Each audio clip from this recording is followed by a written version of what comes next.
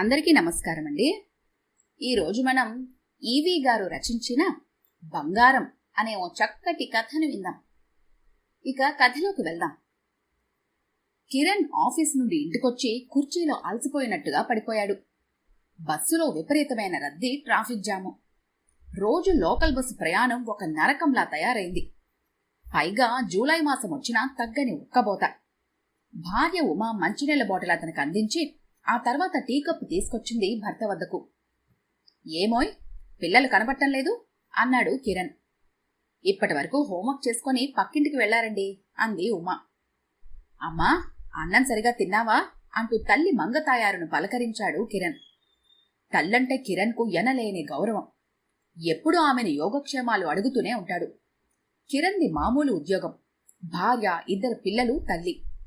తనకు ఏమీ ఆస్తుపాస్తులు లేకున్నా తల్లి తనకొక చిన్న ఇల్లు సంపాదించి పెట్టింది. కాకపోతే పిల్లల చదువు కోసం ఈ మధ్యనే భార్య మెడలో ఉన్న 3 తులాల బంగారు పుస్తలతాడు బ్యాంకులో కుదవ పెట్టాడు. కొద్దిసేపటి తర్వాత భార్య ఉమా తన తడి చేతులు చీరకొంగుకు తుడుచుకుంటూ వచ్చి భర్త చేతికి ఒక శుభపత్రిక అందించింది. ఏమండి, మా పిన్ని కూతురు పెళ్ళండి ఈ ఆదివారం. మా పిన్ని బాబాయి ఈరోజు స్వయంగా మన ఇంటికొచ్చి పత్రికిచ్చి మరీ రమ్మని చెప్పారండి. మీకు ఫోన్ చేస్తామంటే నేనే వద్దన్నాను. ఏమండి, ప్లీజ్ ఈ పెళ్లికి తప్పక వెళ్దామండి బ్రతిమాలుతున్నట్లుగా అంది ఉమా. పెళ్ళా? అమ్మో, నేను పెళ్లికెళ్ళను. ఫంక్షన్లకు వెళ్లదలుచుకోలేదు. అక్కడ ఒక్కొక్కళ్ళ ఒంటి మీద బోల్డంత బంగారు నగలు, ఖరీదైన చీరలు. మనం ఉన్న పరిస్థితుల్లో అక్కడికి ఎలా వెళ్దాం? నీ మెళ్ళో కాస్త బంగారం కూడా లేదాయే, మంచి చీరలు కూడా లేవు. అక్కడికి వెళ్తే నాకెంత నామోషిగా ఉంటుంది. అయినా ఈ పరిస్థితికంతా నేనే కారణం, నా అసమర్థతే. కొంతమంది డబ్బు ఎలా సంపాదిస్తున్నారో కాని బంగారం, ఆస్తులు విపరీతంగా కొనుక్కుంటున్నారు. నాది చిన్న జీతం, అధిక ఖర్చులు. మన కుటుంబాన్ని స్థితిమంతులుగా చేయలేకపోతున్నాను. సారీ మా అంటూ ఆమె చేయి పట్టుకున్నాడు. అతని కళ్లల్లో నుండి కన్నీటి చుక్కలు ఆమె చేతిపైన పడ్డాయి. ఆమె కళ్ళు ఆర్ద్రమైనాయి. వెంటనే తేరుకొని, ఛీ, ఎందుకు బాధపడుతున్నారు? మనకంటే దీనస్థితిలో ఉన్న వారిని చూసి మనం తృప్తి పడాలి. అయినా మనిషికి కావాల్సింది బంగారం, డబ్బు కాదండి. ప్రేమ, అనురాగం, ఆప్యాయత.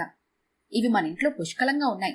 చాలు నా జీవితానికి అంటూ భర్తను ఉపశమనం కలిగించింది. ఎలాగోలా భర్తను ఒప్పించి తర్వాత కుటుంబమంతా కలిసి పెళ్లికి బయలుదేరటానికి తయారయ్యారు. ఆ సమయంలో కిరణ్ తల్లి మంగతాయారు తన మెళ్ళో ఉన్న 3 తులాల చంద్రహారం తీసి కోడలు మెళ్ళో వేసుకోమని ఇచ్చింది. అప్పుడు ఉమా ఆశ్చర్యపోతూ, వద్దత్తయ్య, ఇది మీ మెళ్ళలోనే ఉండనియండి. ఎంతో కాలంగా దాచుకుంటున్న ఈ బంగారం నగలు మీ వద్ద ఉంటేనే లక్షణంగా ఉంటుంది అంది.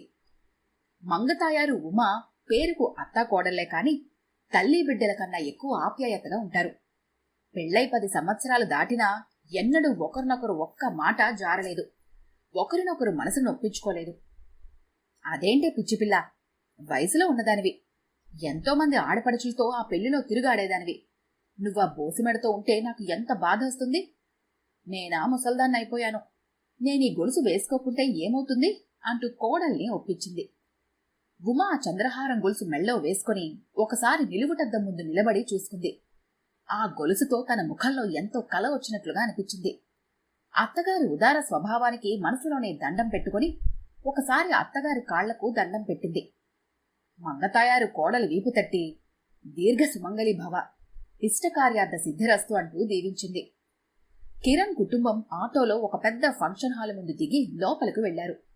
ఫంక్షన్ హాల్ మైకులో పాటల హోరుతో జిగేలు విద్యుత్ లైట్ల కాంతితో వెలిగిపోతోంది. హాల్లోకి బంధువర్గం, స్నేహితులు ప్రవేశిస్తూనే ఉన్నారు. పిల్లలు ఫంక్షన్ హాల్లోనే ఉన్న పెద్ద పార్క్లోకి వెళ్లారు. ఉమా తన అత్తగారైన మంగతాయారుని కళ్యాణ మండపం పైనే ఒక మూలకు కుర్చీ వేసి కూర్చోబెట్టింది. తాను పెళ్లిపిల్ల తరపు వారితో కలిసిపోయి లోపలికి బయటకు హడావుడిగా తిరుగుతోంది. కిరణ్ హాల్లోకి ప్రవేశించిన తర్వాత కుర్చీలో కూర్చొని ఒక్కసారి ఆడవాళ్లకేసి చూశాడు. ఎవరిని చూసినా బంగారు ఆభరణాలు, పట్టు వస్త్రాలు ధరించి లైట్ల కాంతిలో ధగధగలాడిపోతున్నారు. కొంతమందికైతే 2 చేతుల నిండా బంగారు గాజులు. అవన్నీ ధరించడం వల్ల వాళ్లకు బరువుగా అనిపించటం లేదా అనుకున్నాడు మనసులో. అప్పుడప్పుడు భార్యను గమనిస్తున్నాడు. వాళ్ల దర్పం ముందు కొద్దిగా వెలితిగా అనిపించినా తన భార్య ముఖంలోని అందమైన వర్చస్సు ఎంతటి బంగారానికైనా సరితూగదు అనుకుంటూ తనకు తానే తృప్తిపరుచుకున్నాడు. కిరణ్ పక్కకు ఒక అతనొచ్చి కూర్చున్నాడు. మనిషి నల్లగా ఉన్నా తెల్లని ఖద్దర చొక్కా వేసుకున్నాడు. కాని అతని కుడివైపు చేతి 3 వేళ్లకు 3 బంగారు ఉంగరాలు పెట్టుకున్నాడు. కిరణ్ అతని వైపు తిరిగి నిశితంగా చూశాడు. తన చేతి వేళ్లను ఒకసారి చూసుకున్నాడు. తన చేతికి ఒక్క ఉంగరం ఉన్నా ఎంత కలగా ఉండేది. ఎందుకో కిరణ్కు అక్కడ కూర్చోబుద్ధి కాలేదు. మెల్లగా లేచి వెనక వరుసలో ఒక సీట్లో కూర్చున్నాడు. తన పక్క కుర్చీ ఖాళీగానే ఉన్నది. అక్కడికొచ్చి కూర్చున్నాడు ఒక మహానుభావుడు. ఆజానబాహుడు, ఎర్రగా దొండపండులా వెలిగిపోతున్నాడు. ఖరీదైన డ్రెస్సుతో ఫోన్లో ఎవరితోనో బిజినెస్ మాటలు ఎడతెరిపి లేకుండా మాట్లాడుతున్నాడు. కిరణ్ ఎందుకో పక్కకు తిరిగి అతని వైపు చూశాడు. ఇతనికి 4 వేళ్లకు 4 ఉంగరాలు దగదగా మెరవడమే కాకుండా మెళ్ళో బంగారు చేను కిందకొచ్చి అటు ఇటు కదులుతోంది. అమ్మో, ఎంతో పుణ్యం చేసుకుంటేనే భగవంతుడు వీళ్ళకిలా ధనం, నగలు, ఆస్తి, కార్లు సమకూరుస్తున్నాడు. నేను ఏ జన్మలో చేసుకున్న పాపమో ఇలా అఘోరిస్తున్నాను. ఇక ఒక్క క్షణం కూడా అక్కడ అతనికి కూర్చోబుద్ధి కాలేదు. మెల్లగా అలా బయటికి వెళ్లి పిల్లలను చూశాడు. వాళ్ళు ఆటల్లో నిమగ్నమై ఉన్నారు. ఇంతలో పురోహితుడు మైకులో గట్టిగా, పెళ్లికూతుర్ని మండపం వద్దకు తీసుకురండి అన్నాడు. వెంటనే పెళ్లికూతుర్ను ఒక బుట్టలో కూర్చోపెట్టుకుని 2 మగవాళ్లు మోసుకుంటూ వచ్చారు. బహుశా వాళ్ళిద్దరూ మేనమామలై ఉంటారు. ఉమా పెళ్లికూతురు వెంబడే ఉండి నవ్వుకుంటుంది. పురోహితుడు పెళ్లి మంత్రాలు వల్లిస్తున్నాడు మైకులో గట్టిగా. కొద్దిసేపటికి అమ్మాయి, అబ్బాయి ఒకరినొకరు నెత్తిన జీలకర్ర, బెల్లం పెట్టుకోవడం పూర్తయింది. అప్పుడు చాలామంది వాళ్ల మీద అక్షింతలు వేశారు. మరికొద్దిసేపటికి మాంగళ్య ధారణ కార్యక్రమం మొదలైంది.